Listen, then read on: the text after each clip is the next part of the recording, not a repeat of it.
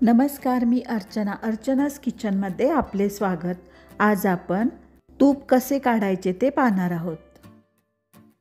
दररोज मी साई काढून फ्रीजरमध्ये ह्या डब्यामध्ये ठेवत होती। फ्रीजरमध्ये ठेवल्यामुळे साईला वास येत नाही।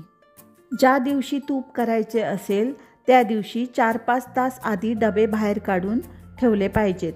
ही पहा, फ्रीजरमध्ये साई किती घट्ट झाली आहे। ह्या डब्यांना आपण 4-5 तास असेच बाहेर ठेवूया।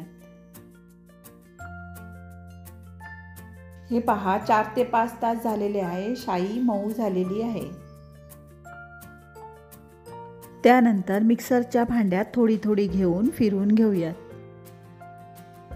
मिक्सर पल्स मोडवर चालू बंद करून फिरवायचं आहे। त्यामुळे लोणी सहजच येते, वेळ लागत नाही।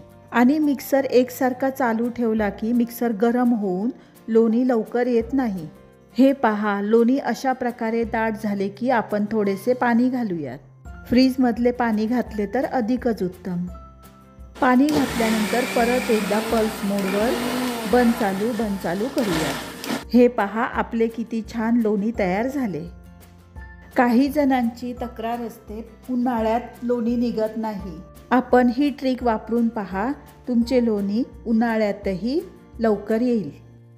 त्यानंतर हे लोणी एका टोपामध्ये काढून घेऊयात। अशा प्रकारे दोन्ही डब्यांच्या साईचे लोणी काढून झाले। त्यानंतर लोणी आणि दूध वेगळे करून घेऊयात। हा पहा, लोण्याचा अशा प्रकारे गोळा झाला। आता या राहिलेल्या दुधाचे आपण थोडेसे विरजण लावून दही, ताक बनवू शकता किंवा विनेगर वापरून पनीर देखील करू शकता। हे पहा, अशा प्रकारे लोण्यामधील दूध काढून घेऊयात।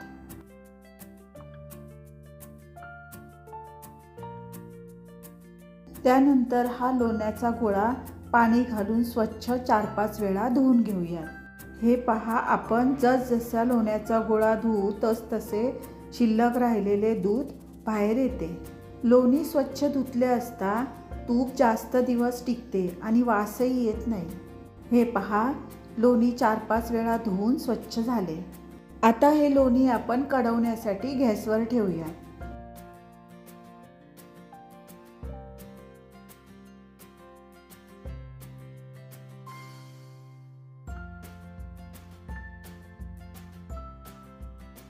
एक वेळ ढवळून घेऊयात।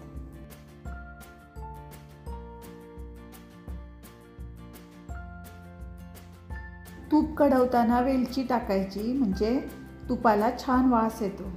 तूप चांगले कढवायचे, कच्चे राहिले तर लवकर तुपाला वास येऊ शकतो। तूप पिवळे ठेवायचे नाही, लालसर झाले पाहिजे।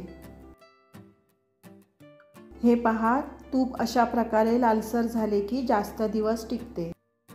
तूप काढताना चमचा कोरडा असावा। आणि एक सांगायचे म्हणजे तूप फ्रीजमध्ये तर फ्रीजमध्येच ठेवायचे किंवा बाहेर तर बाहेरच ठेवायचे।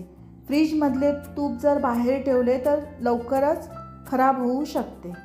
फ्रीजमध्ये ठेवले आणि बाहेर काढले तर बाष्पचे पाणी धरते आणि तूप लवकर खराब होते। त्यामुळे तूप फ्रीजमध्ये न ठेवता बाहेरच ठेवावे। हे पहा, अशा प्रकारे तूप तयार झाले। हे पहा, तूप थिजले आहे आणि कसा पांढरा शुभ्र रंग आलेला आहे। तूप गरम असताना तुपाचे झाकण लावू नये। तूप गार झाल्यावरच झाकण लावावे। त्यामुळे काय होते तर तूप कणीदार बनते। अशा प्रकारे तूप आपणही करा। रेसिपी आवडली तर लाईक, शेअर, सबस्क्राईब करायला विसरू नका। परत पुन्हा भेटू अशाच एका नवीन रेसिपीसोबत। धन्यवाद।